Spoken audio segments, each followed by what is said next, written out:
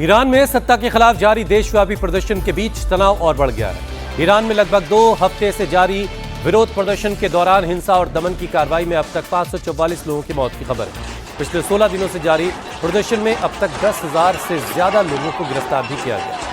हिंसा में मरने वालों की संख्या की बात की जाए तो 490 से ज्यादा बताई जा रही है। 48 सुरक्षा बलों के जो जवान हैं वो भी इस संख्या में शामिल हैं। हालांकि ईरान सरकार मरने वालों के आंकड़े जारी नहीं कर रही है। ईरान में इंटरनेट और फोन सेवाओं के बंद होने से शहर शहर हिंसक प्रदर्शन का दौर शुरू हो चुका है। प्रदर्शनकारी भीड़ सरकारी इमारतों में भी हमला कर रही है, इमारतों को भी आग लगा रही है, गाड़ियों को फूंका जा रहा है, दुकानों बाजारों में तोड़फोड़ हो रही है। इसी बीच अमेरिकी राष्ट्रपति डोनाल्ड ट्रंप ने कहा है कि अमेरिका ईरान को सुप्रीम लीडर आयतुल्लाह खामेनेई के नेतृत्व वाली सरकार से आजादी दिलाने के लिए मदद करने को तैयार है।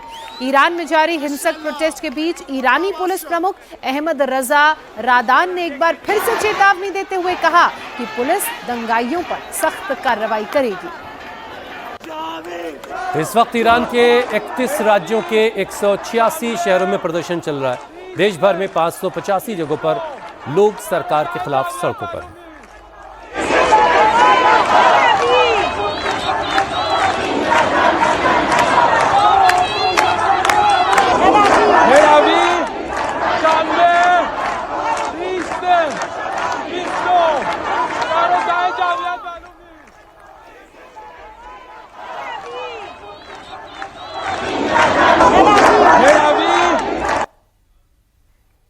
तो वहीं ईरान के राष्ट्रपति मसूद पेजेश्कियन ने कहा है कि उनकी सरकार लोगों की समस्याओं को दूर करने के लिए काम कर रही है।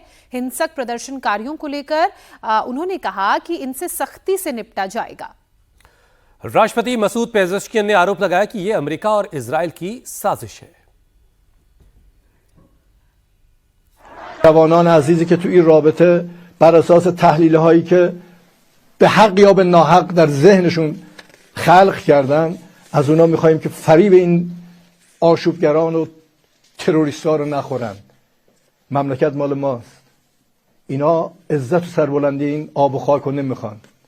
در جنگ 12 روزه اسرائیل و آمریکا اومدن که ما رو زانو در بیارن، نشد، برای اینکه این مردم نذاشتن. اعتراض حق مردم و ما موظفیم اعتراض اونها رو جواب بدیم. ولی اغتشاش و حمله به اماکن عمومی، آتش زدن مسجد، آتش زدن کتاب خدا، یعنی اصلا اینا نقشه است که آمریکا و اسرائیل مردم میبینن این اسرائیلی که دم از انسانیت میزنه چه بلایی سر. ईरान में पिछले 2 हफ्तों से जारी हिंसा पर इजराइल ने चिंता जताई। इजराइल के पीएम बेंजामिन नेतन्याहू ने कहा कि इजराइल ईरान में हो रहे विरोध प्रदर्शन पर नजर रख रहा है। उन्हें उम्मीद है कि एक बार जब ईरान तानाशाही से आजाद हो जाएगा तो ईरान और इजराइल के संबंध फिर से अच्छे हो जाएंगे। עוקבת בדריכות על הנעשה באיראן.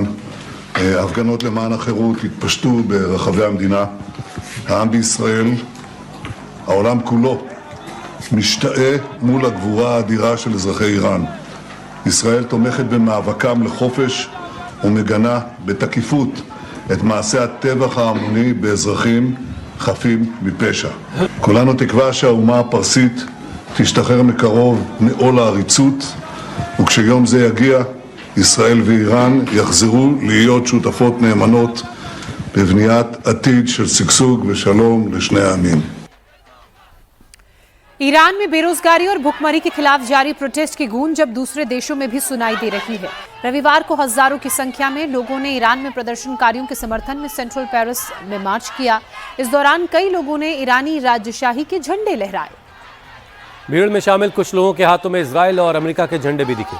ये लोग ईरान में निर्वासित क्राउन प्रिंस रजा पहलवी की सत्ता में वापसी के पक्ष में रैली कर रहे थे। Étrangère est toujours nécessaire dans une révolution comme ça. Et quand on dit étrangère, ça ne veut pas forcément dire des bombardements américains, pas forcément.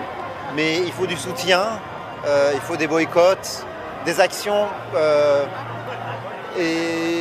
Mais évidemment, l'essentiel se fait là-bas. Reza Pahlavi, dès le début, il était pour la souveraineté nationale. Donc, il est pour le sécularisme en Iran. Ce qu'on veut, c'est la laïcité, séparation de la religion avec le pouvoir. Et Reza Pahlavi n'a jamais changé son discours. Il était pour la souveraineté nationale et c'est le peuple qui va voter dans les urnes et c'est le peuple qui va choisir.